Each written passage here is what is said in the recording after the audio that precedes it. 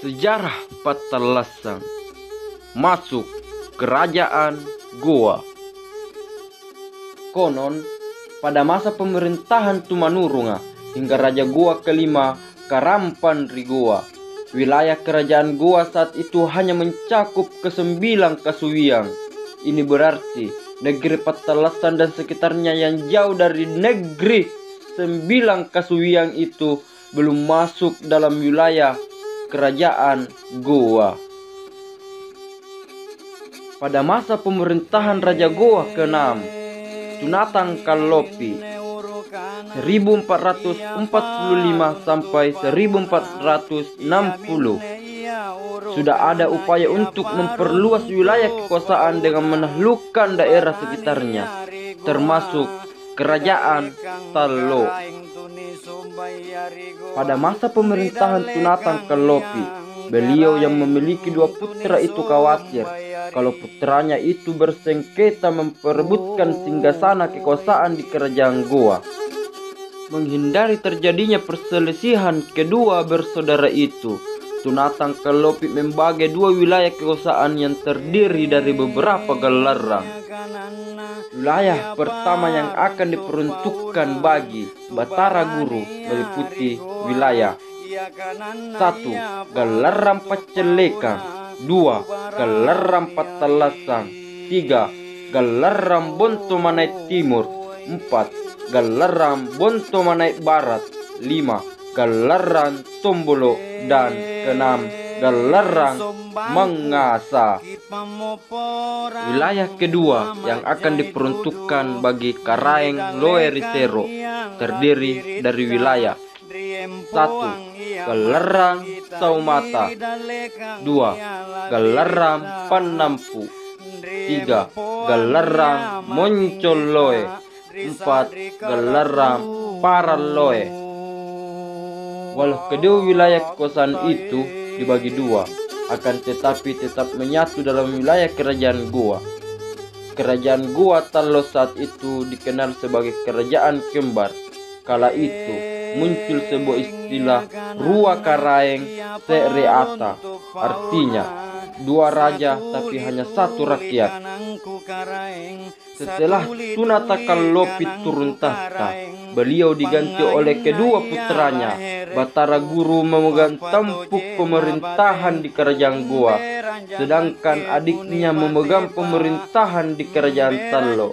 Menyatunya kedua kerajaan itu karena Raja Tallo juga berfungsi sebagai mangku bumi kerajaan Goa.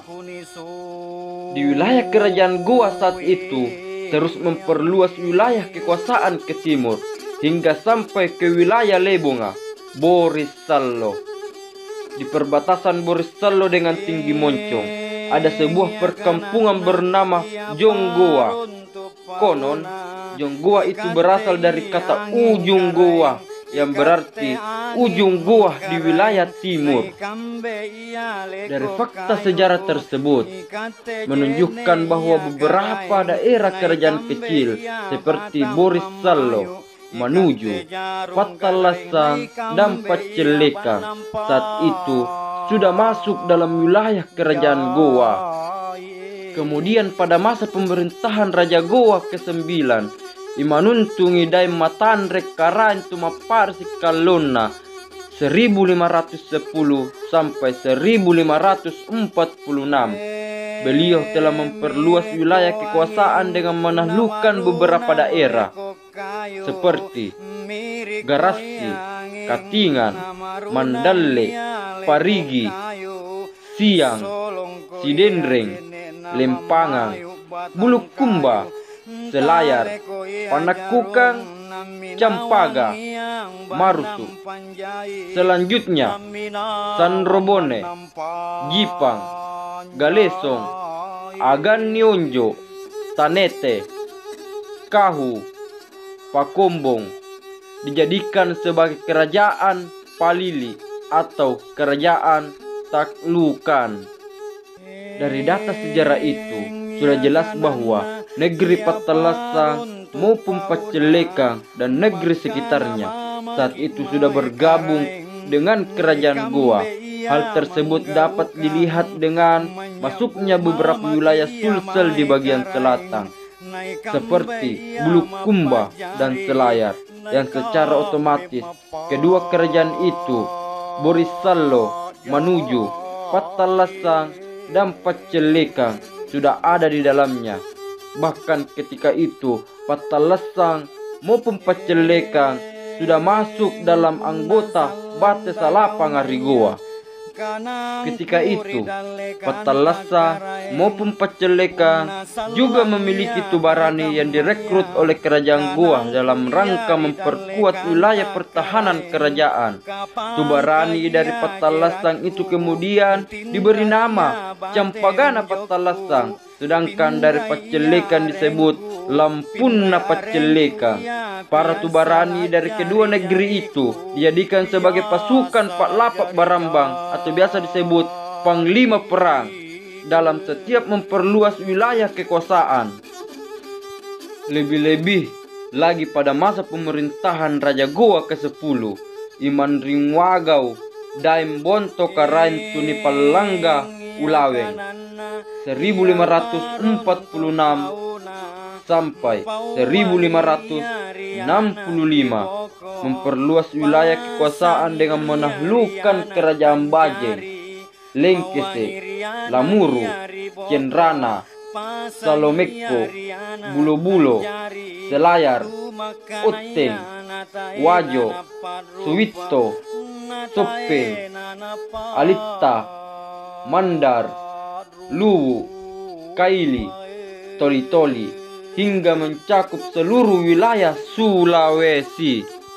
Puncak kemasan kerajaan Goa terjadi pada masa pemerintahan Raja Goa ke-15, Sultan Malikus Said 1639 sampai 1653 dengan Mangkubumi Karaim Patinggal Loang dengan pengaruh kekuasaan meliputi separuh Nusantara di wilayah timur, yang meliputi wilayah Sulawesi, Kalimantan Timur, Nusa Tenggara kecuali Bali, Australia Utara, Kepulauan Maluku, dan pada masa itu Goa mengalami zaman keemasan. Setelah perjanjian Bungaya 18 November 1667, Goa mengalami kemunduran. Untuk wilayah kerajaan Borisallo dan sekitarnya, di mana dulunya termasuk kawasan hutan belantara yang dijadikan oleh kaum pejuang sebagai tempat persembunyian, banyak pejuang yang melakukan gerilya di daerah sekitar itu, di antaranya Imam Pasempa dan Mamaro Karaim Bonto Langkasa yang dimakamkan di Bonto Parang.